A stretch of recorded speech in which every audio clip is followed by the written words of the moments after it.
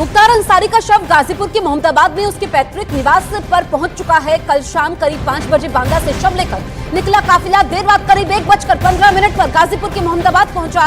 आज सुबह करीब 10 बजे मुख्तार अंसारी के जनाजे की नमाज पढ़ाई जाएगी, जिसके बाद उन्हें कालीबाग कब्रिस्तान में उनके माता पिता की कब्र के पास में ही दफन कर दिया जाएगा। मुख्तार अंसारी के शव के घर पहुंचने से पहले पूरे इलाके को पुलिस ने छावनी में तब्दील कर दिया था। ये तस्वीरें हम आपको दिखा रहे हैं। देर रात मुख्तार अंसारी का शव उसके पैतृक घर पहुंचा है। आज मुख्तार अंसारी को सुपुर्दे खाक किया जाएगा। पहले जनाजे की नमाज अदा की जाएगी, उसके बाद उसे सुपुर्दे खाक किया जाएगा।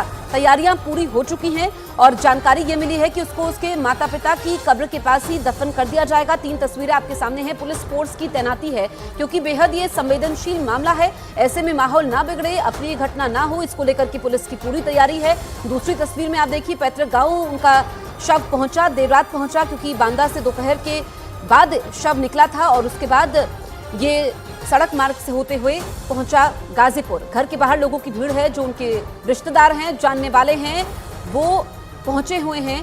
आनंद तिवारी और उनके घर के बाहर मौजूद है, पैतृक घर के बाहर मौजूद है मुख्तार अंसारी के, जहां पर आज सुपुर्दे खाक किया जाना है मुख्तार अंसारी को।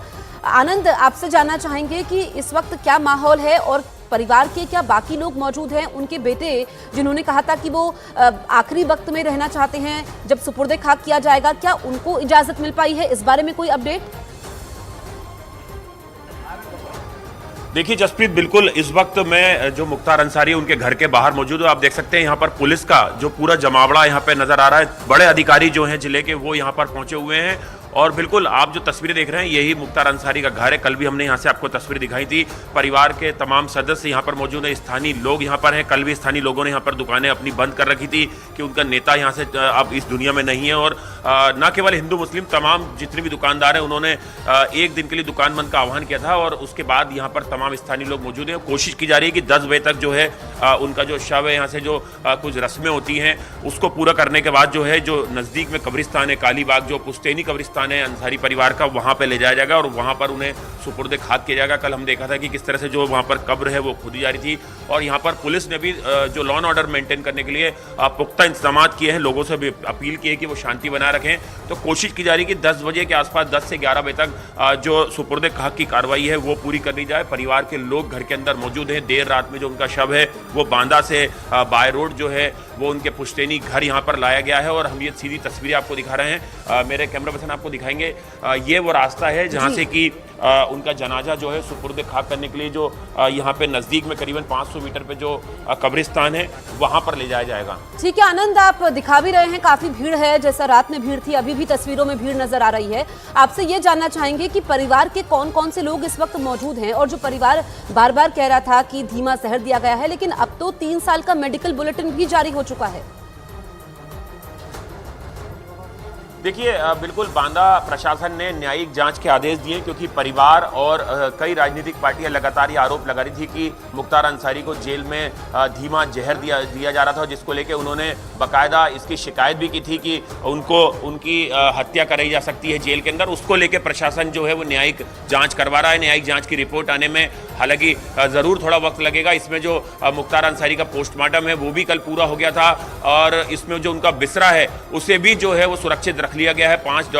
5 एक सदस्यीय पैनल था, उसने पोस्टमार्टम किया, उसके बाद पंचनामा हुआ जिसमें परिवार के सदस्य के लोग मौजूद थे। और यहाँ पर जो है पुलिस के लिए पहली प्राथमिकता यह है कि जो कानून व्यवस्था है वो दुरुस्त रहे। और हमने कल भी देखा था यहाँ पर जो जिले के कप्तान थे और जो प्रशासनिक अधिकारी थे वो लगातार जो है वो यहाँ पर मार्च कर रहे थे, गश्त कर रहे थे। और ये तस्वीरें मैं आपको देखने फिर से दिखाता हूँ। स्थानीय लोग जो हैं वो भी यहाँ पर मौजूद हैं। कल भी हमने उनसे बात की थी, उन्होंने कहा था कि हमारे लिए मुख्तार अंसारी रॉबिन हुड हैं और कई गरीबों की मदद उन्होंने की है। तो अलग अलग प्रतिक्रियाएं लोगों की मुख्तार अंसारी को लेकर आ रही थी और जैसा कि अब कोशिश ये की जा रही है कि जो रस्में होती हैं परिवार की वो पूरी करने के बाद यहाँ से और जो है उनके शव को जो है यहाँ से कब्रिस्तान के लिए जाएगा। हमारे साथ कुछ यहाँ पर स्थानीय लोग भी हैं, हम उनसे यहाँ पर बात करते हैं।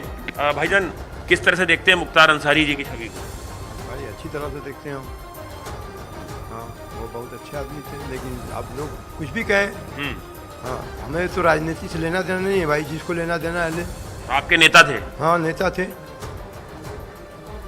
वो तो यादगार रहेगा हमेशा के लिए। ठीक है आनंद, देखिए ये निजी राय निजी राय लोगों की है कि वो मुख्तार अंसारी को कैसे देखते हैं, लेकिन जिस तरीके से सैकड़ों मुकदमे उस पर दर्ज थे, पूर्वांचल में उसका दबदबा रहा था, आपसे ये समझना चाहेंगे कि लॉ एंड ऑर्डर मेंटेन रहे, शांति व्यवस्था ना बिगड़े, अप्रिय घटना ना हो, इसके लिए कितनी टीमें तैनात की गई है, पुलिस प्रशासन की क्या तैयारी है?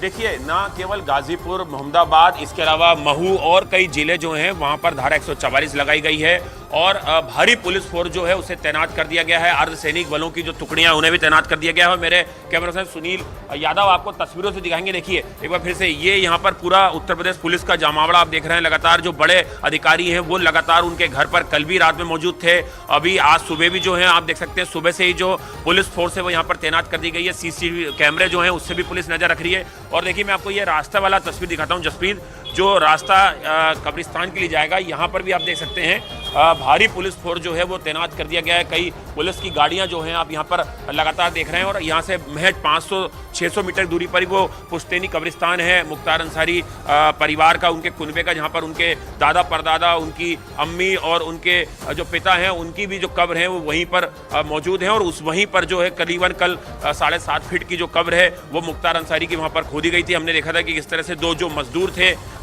उन लोगों ने वहाँ पर कब्र खोदी थी और उसमें से एक मजदूर जो है वो मुख्तार अंसारी के बचपन के दोस्त थे। देखिए यहाँ पर एक और भाईजान है, उनसे बात करते हैं। स्थानीय भाईजान, मुख्तार अंसारी जी को लेकर अलग अलग लोग किरदार बनाते हैं, कोई उन्हें बाहुबली बोलता है, कोई रॉबिन हुड, आप कैसे देखते हैं? अब आपका नेता नहीं है, आप कुछ कहना चाहेंगे? देखिए जसप्रीत, बहुत सारे लोग कुछ नहीं कहना चाह रहे हैं, बहुत सारे लोगों ने अपनी प्रतिक्रिया दी है। जी हाँ, आप कुछ बोलना चाह रहे थे, जी बताइए। मुख्तार अंसारी गरीबों का मसीहा है और गरीबों के लिए काम करता था। मुख्तार अंसारी जो मीडिया वाले कहते हैं कि मुख्तार के गलत शब्द भी बोलते हैं, मुख्तार एक बहुत बढ़िया इंसान था, बहुत अच्छे। तो देखिए यहाँ पर बिल्कुल जसप्रीत, लोगों की अपनी अपनी प्रतिक्रियाएं हैं और ये मैं आपको रास्ता दिखा रहा था जहाँ पे पुलिस के पुख्ता इंतजामात कर दिए गए हैं। कोशिश की जा रही है कि 10 से 11 बजे के बीच जो है उन्हें सुपुर्द खाक कर दिया जाए। ठीक है आनंद, आप नजर बनाए रखिए, आगे भी हम आपसे अपडेट लेंगे। फिलहाल शुक्रिया आपका।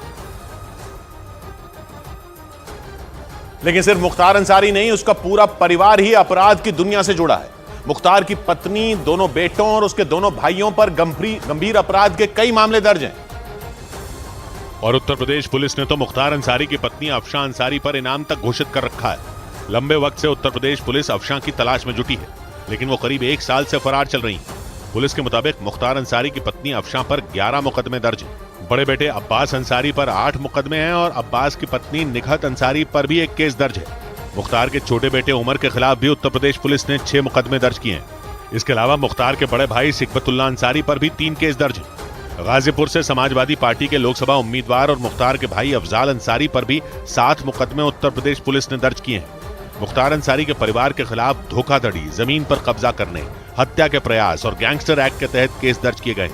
मतलब उत्तर प्रदेश पुलिस के मुताबिक मुख्तार के अपराध के साम्राज्य में उसका परिवार भी भागीदार था।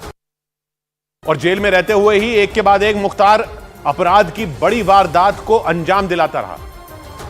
मुख्तार अंसारी पर 61 केस दर्ज थे, इनमें हत्या के 8 केस तो जेल में रहने के दौरान दर्ज हुए थे। मतलब यह कि मुख्तार जिस भी जेल में रहा उसका रुतबा हमेशा बना रहा। कहते हैं कि उस वक्त सियासी संरक्षण की वजह से जेलर कोई भी हो, चलती मुख्तार की थी। खबरों के मुताबिक मुख्तार अंसारी जेल से ही गैंग चलाता था। इलाहाबाद हाई कोर्ट ने मार्च 2023 में एक शूटर की जमानत पर सुनवाई के दौरान मुख्तार गैंग को देश का सबसे खतरनाक गिरोह कहा था।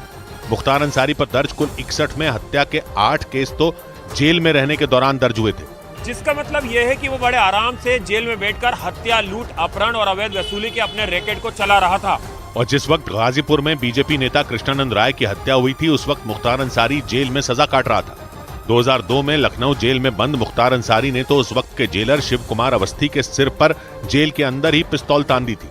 खबरों के मुताबिक मुख्तार अंसारी उससे जेल में मिलने आए 2 गुर्गों की तलाशी लिए जाने से नाराज हो गया था और बहस के दौरान उसने अपने गुर्गे की पिस्तौल जेलर शिव कुमार अवस्थी पर तान दी थी। जेलर शिव कुमार अवस्थी ने मुख्तार अंसारी के खिलाफ इस मामले में लखनऊ के आलमबाग थाने में केस दर्ज कराया था।